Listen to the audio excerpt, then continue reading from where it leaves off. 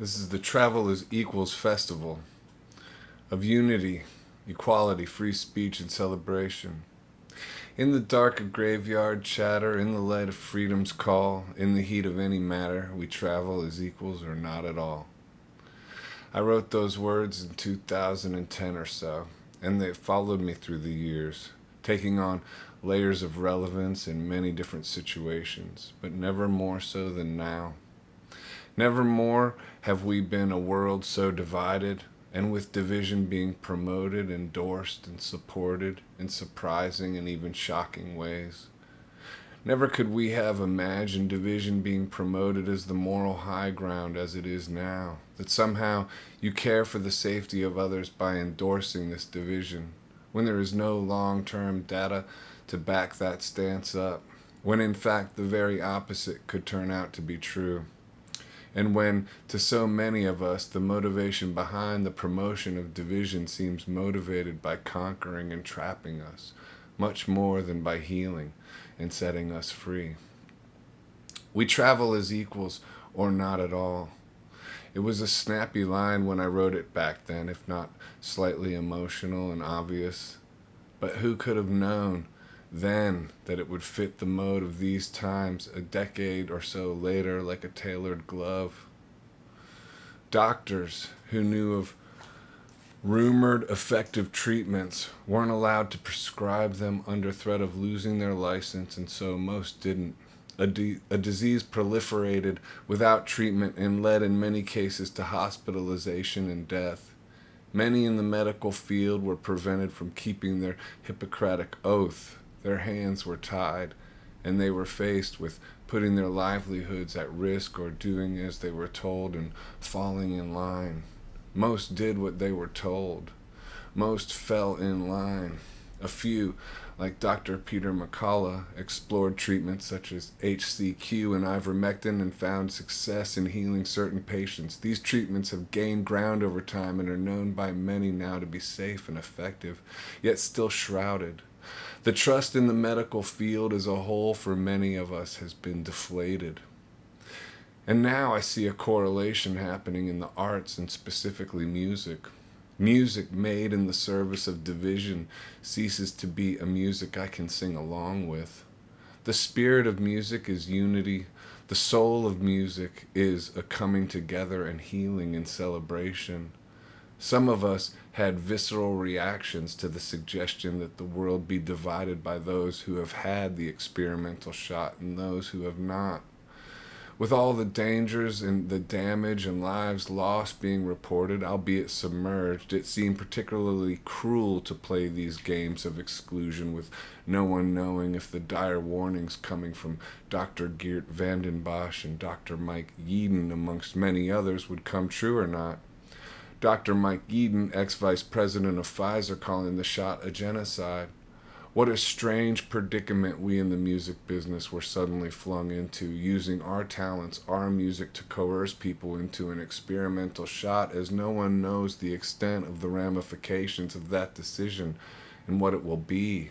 The early data of which being troubling to say the least, and yet it's the same as with the medical community. Step in line or lose your livelihood.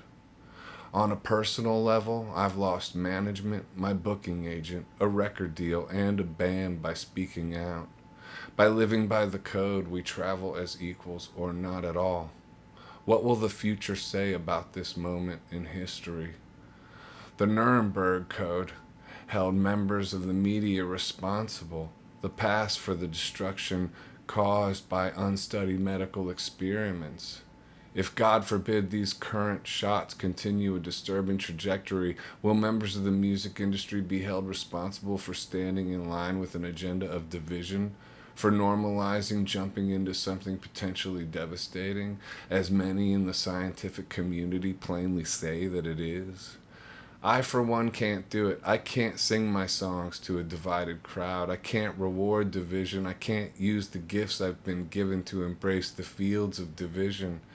And I can't pretend I'm not disappointed in the willingness of so many in my field to fall in line without question or what seems to be little to no reflection. We travel as equals or not at all. Travel as equals. The Travel as Equals Festival is being born from all this. A festival of the streets outside of the controls trying to bend music to its direction.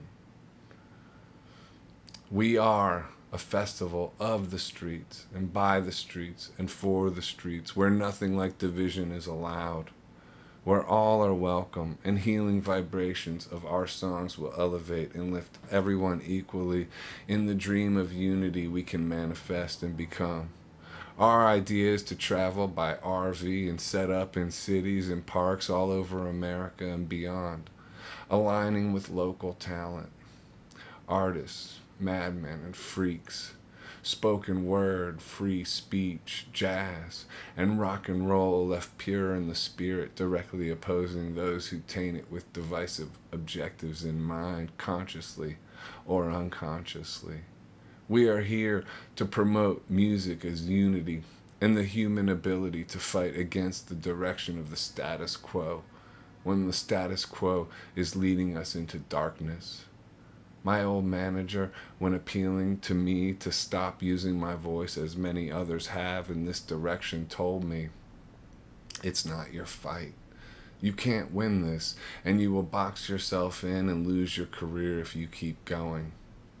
And there are cases when it's probably smart to stand down, to acquiesce to the counsel of common sense.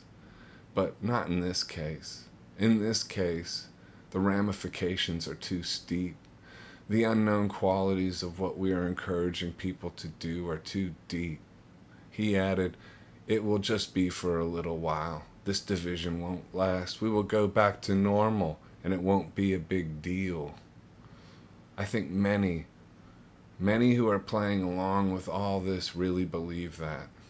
I think many are good people who just want the world to go back to normal and see this as the path of least resistance towards that aim. And they see people like me as a nuisance, if not a direct threat to the world just going back to normal. But freedom isn't something freely given. For freedom you must fight. And once you surrender your civil liberties, they don't just return unscathed to their rightful owner. History has proven that. It's the pulse of rebellion that brings them back. And the masks have shown us that many love the spirit of division they promote. And history has also shown us the dangers of division, of dehumanization, of viewing our fellow man as factories for disease, to not be treated equally, to play into these games and systems, putting people below and above each other. We travel as equals or not at all. We are coming to a park or a community square near you and in the near future.